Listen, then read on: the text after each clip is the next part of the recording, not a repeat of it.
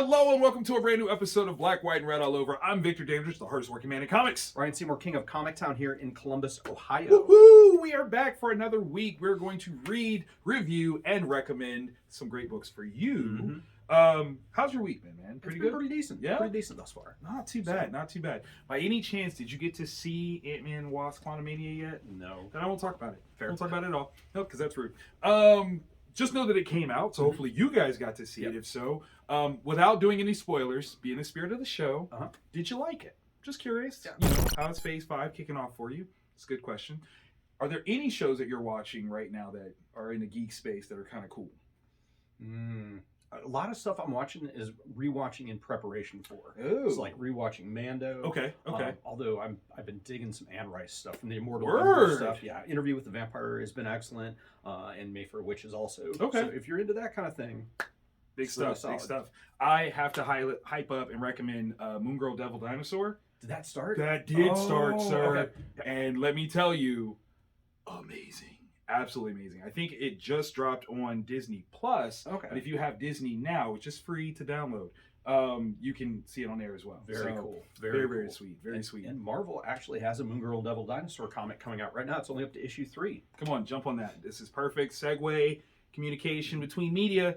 Make it happen. Because it doesn't always happen. Right. So Yeah, definitely take advantage. DC Comics. We're looking at you. Yeah.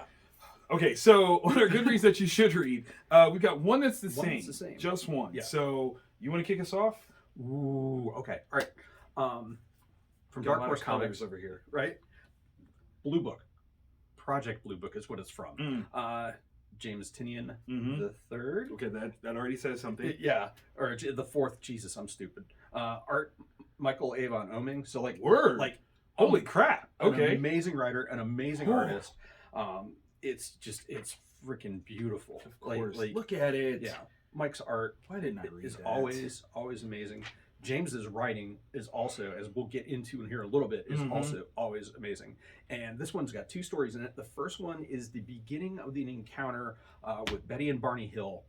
Yeah, so like talking like Project Blue Book, like like alien stuff, and them just driving home and getting picked up by aliens. So that's just the beginning of it, and it really humanizes them as a part of, like when you hear stuff on TV, you read accounts in a lot of books, it's very sterile. Like these aren't people, but their interaction as a couple, and totally feel it, and awesome. it really brings it into focus and makes it very scary. You're like, oh crap! Like what happened if that would was Stace and I? So like really good stuff. And then look at that. yeah, there's a backup story in it that is also really cool. It's Coney Island. Something is in the air above Coney Island. That is not a UFO. Okay. So yeah, definitely. That's very a good one. And I apologize, James Nice, the 4th. nice. Okay, so one that I'm going to talk about is Local Man. This one's from Tim Seeley and Tony Fleeks. Okay, so this one is a flip book, people. Flip book action. This one is the real meat and potato piece of the story, but this one was just fun and I loved it. Yeah. What I really loved is Tim actually drew Really? this particular little short story. So for those of you that don't know, Tim Seeley can draw his butt off. Absolutely is super talented. So not only does he write good stories, he draws great stories. And it's fun to kind of see this at play here. But Local Man is, I didn't know what to expect, really. Yeah. Like, I mean, obviously looking at this, Yeah. I'm like, oh, this is some riff on 90s X-Men. Yeah. And maybe a little bit of Youngblood. A lot of bit of Youngblood, actually. But it's this guy who joined this, like, superhero team and somehow gets kicked off. Really? And has to go back to his hometown. And the people, they feel a certain kind of way about him, okay? They feel a certain kind of way, and it's not quite loving. I mean, like, imagine this as the opening where, like, that's how people feel about you. Like, it's just... Well, think about it. Like, you went from being a member of the Justice League to getting the boot. Yeah, and hardcore. You're having to, like, tuck your tail, head back home. Go back home, and it's rough, man. There's a lot of fun pieces with this, but there is something that is going on behind the scenes that we will see more flesh out. Yeah. A lot of flesh. Yeah. That's going to play out for this story. So it's really kind of interesting. It's this kind of down on his luck superhero going back home, and there's some mucky muck that's happening behind the scenes and in the shadows. I don't trust the team. I'm not going to lie. I don't trust them. Yeah, it's interesting. Yeah. So it was really good. It's Tim Seeley. We've loved Tim Seeley for forever. Since. All right, from Image Comics, Black Cloak number Mhm. 2. We got Kelly Thompson, Meredith McLaren, and Becca Carey. So this is one that I reviewed the first issue of. Yeah. And it's one that the art is really, really cool, Mm-hmm. but it disguises how mature the story is. Oh. And I don't mean like rated R. Right, but right. like it's a More murder thoughtful. mystery. Yeah. And so it takes place, it's like Saga meets, I don't know, some kind of like D&D type thing. Okay. I'm with that. So it's this universe where humans and elves and merfolk all exist. You have various other mythological creatures, Mm-hmm. but they're all slightly different than you learn. Like the Mm. merfolk aren't like Ariel from Little Mermaid. No. These are like they got teeth that they can eat corn through a picket fence. Okay. Like they're gnarly. And this member of the royal family gets murdered, Which is bad. which is bad. Yeah. And a person who is now a policeman and like living under a different identity Mhm. because they've transgressed things, and they're a member of the royal family too. So they've done some bad stuff, and we haven't fully realized what they've done yet. Right. And she's now trying to track this murderer down. Mm. And as pieces of that royal family and the political things that are going on, because it's the prince. What? Yeah, the prince is dead. There's still the queen mother in play, but now a whole other group of people now are one step closer to the throne. So really, really good stuff. Mm. I highly recommend. Nice, nice. Okay, so I went with World's Finest. Mhm. This is issue 12. Now we've got like a bunch of folks writing in this one. So we've got Mark Wade, Emanuela Lapacino on pencils, Wade Van Grau Badger, and Norm Rapman on inks, Tamara Bonvillain on covers. Colors, sorry. This was freaking fun. It's a date issue, okay? Robin and Supergirl went on a date. It goes horribly, okay? Right. Like, that's not, like, you can see it on the cover. I'm not spoiling anything, but you need to understand why this goes so bad.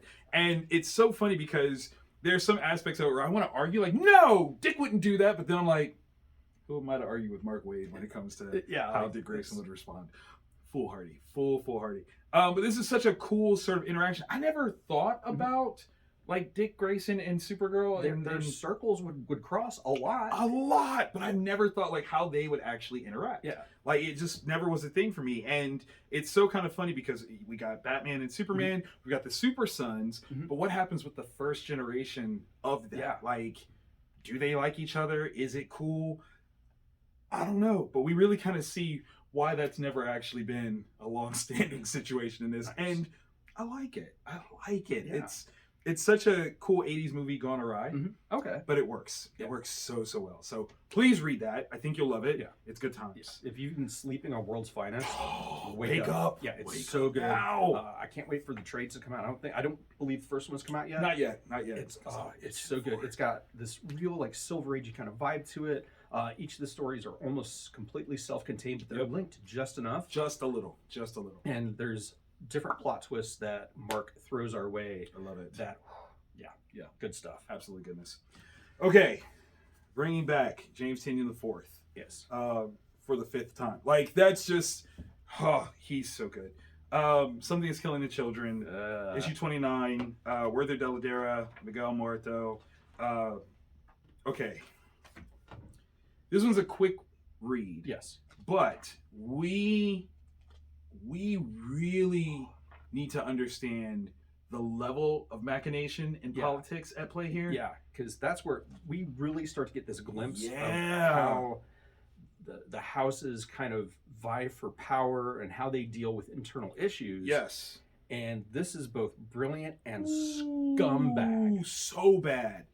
The enemy of my enemy and my enemy. Like, there's so many parts of it where you realize, like, you're playing checkers against 3-dimensional chess. Yeah. Like, you don't even know what is happening on the scale of what this is. I've never seen anyone so evasive with an answer, but still tell you everything. Yeah, that conversation was like Tarantino style. Mhm. Because there's always that one conversation in a Tarantino movie where you're just like gripped for 45 minutes and just amazed. And that's what goes on in this. Literal. Because, like you said, dancing around the top, and I'm like, wait, but he just, by not saying, said. Absolutely said. And actually, okay, can I show you my favorite panel? That is my favorite panel Right? of the book. It's so silly and simple, but so like visceral. Like you can smell that panel. Yeah.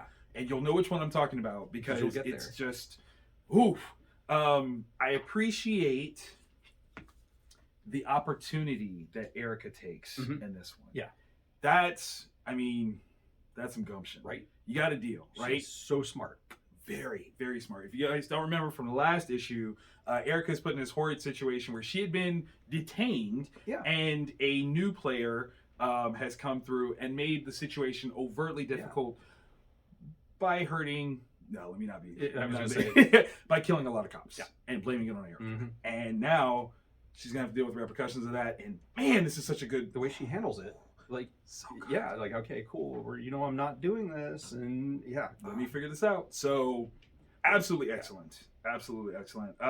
Okay, so dollars and cents wise, what do you got? I got 4, 8, 5, 12, 9, 13. Not bad. Not bad. So, if you have an extra 12 to 13 bucks, good stuff. We got some good stuff for you. Okay, so now it's time for us to move on to the main event, the must reads. We've read, we reviewed. We're going to tell you which ones have to go home with you in your pull list and on your read pile. You need this. And this is tough. Yeah. Because like this week, literally, we had a draft of all of these books. Yeah. The goods and the shoulds. Yeah. All together. So picking a favorite. Tough. Yeah. Tough. Because I'm not going to lie, I put back 4 books. I put back 4 books from bringing them onto the show. That's how much it was good. This was a heavy DC week. Yes.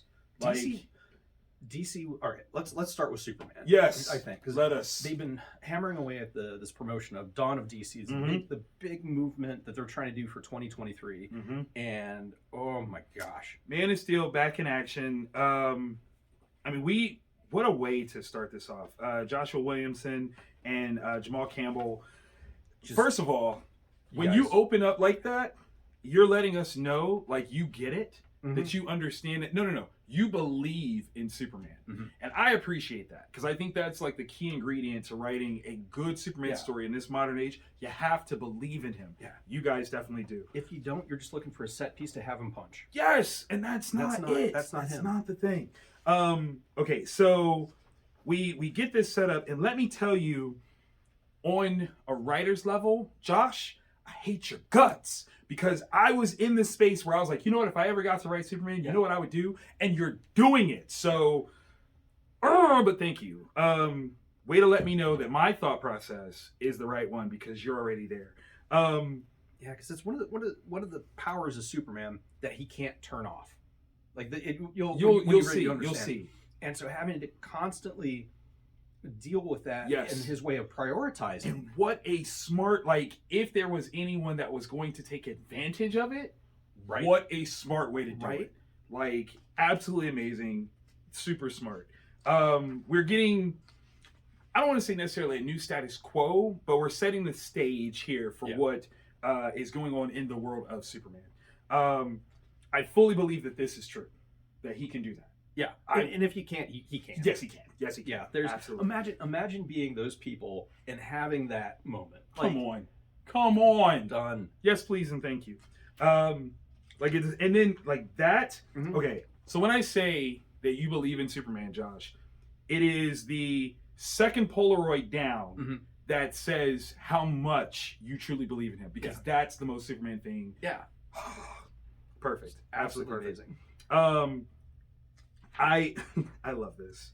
I love how we're getting the balance between Supes and his ancillary characters. What a great way to start off 85 years of Supes, right? Like, this is it. New editor-in-chief of the Daily Planet. Yeah. Woo! Yeah. Amazing. Yeah, that person's fiery. You don't want to cross them. Not at all. Not at all. What I love is this. Yeah.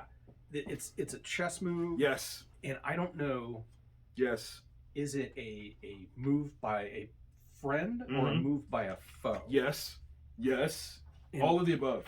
As much as you want to say nah, and walk away. How can you? How can you? How can you? Well, like when you have that additional arsenal of resources, why not?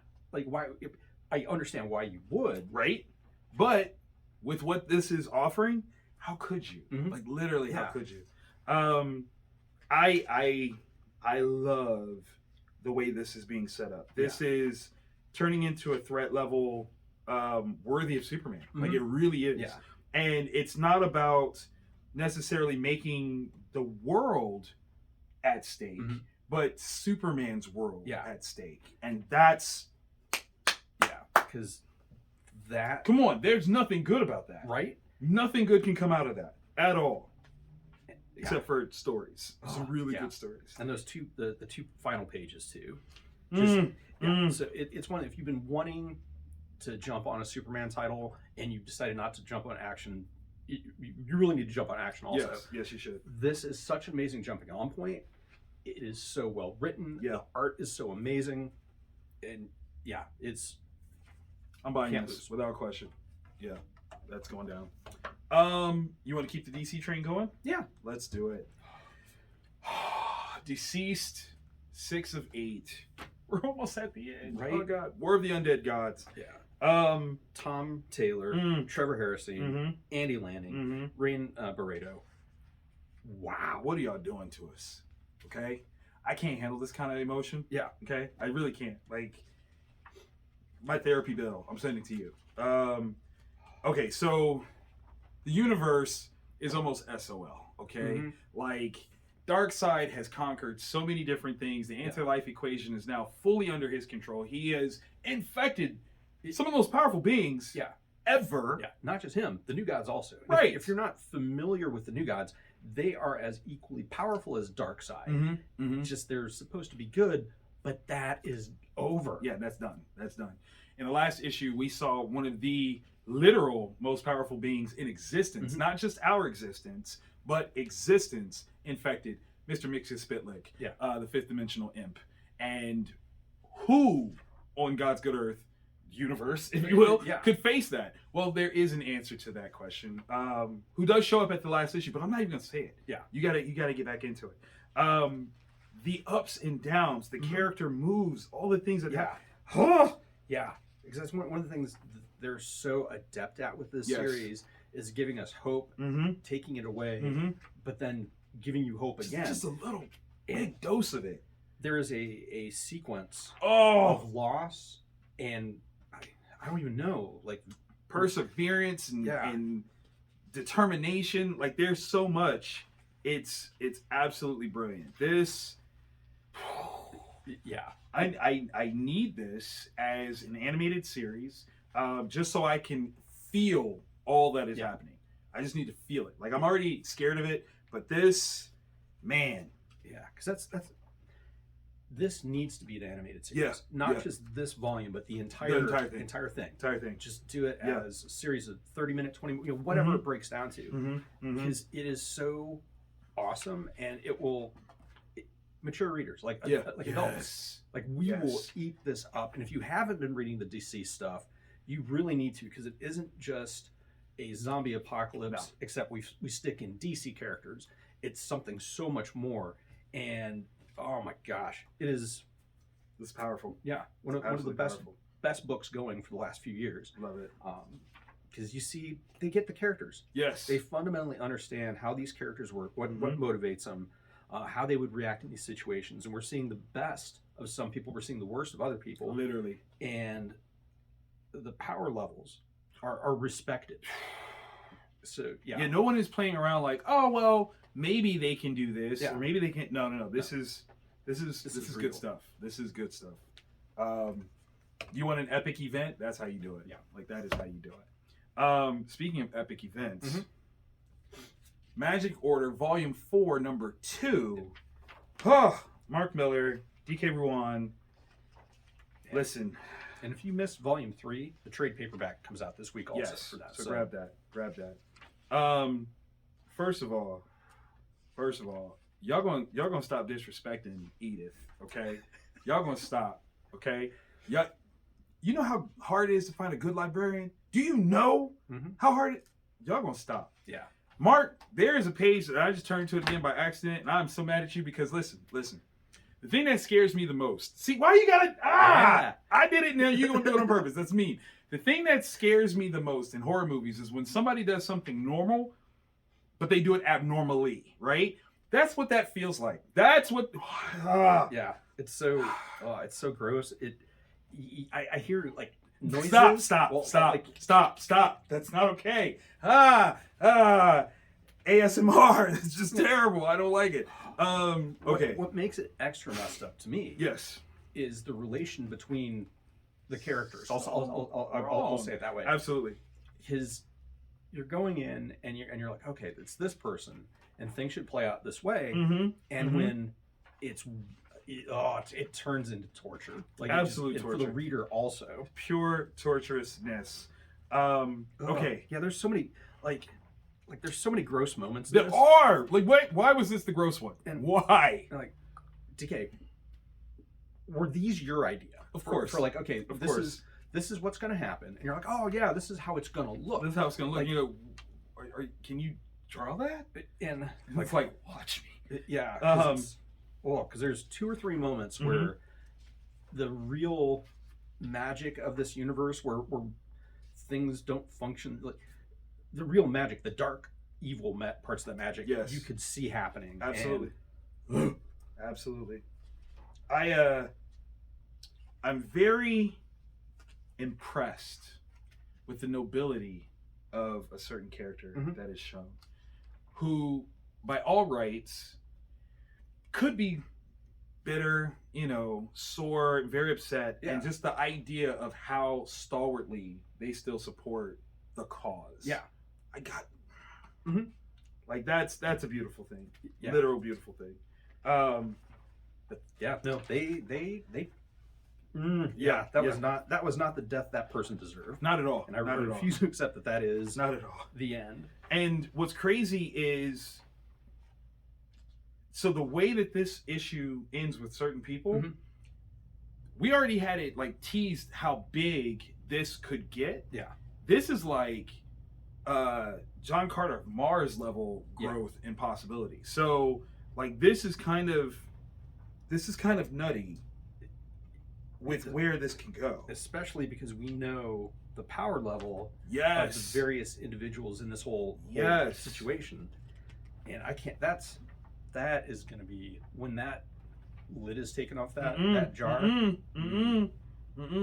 Okay. I mean, we the first time, okay? You know it's hardcore when certain individuals are like, we did that once. Yeah. We're not doing that again. No, we tried. No. The answer is no. Not worth it. That's God, that note. Beautiful. Yeah.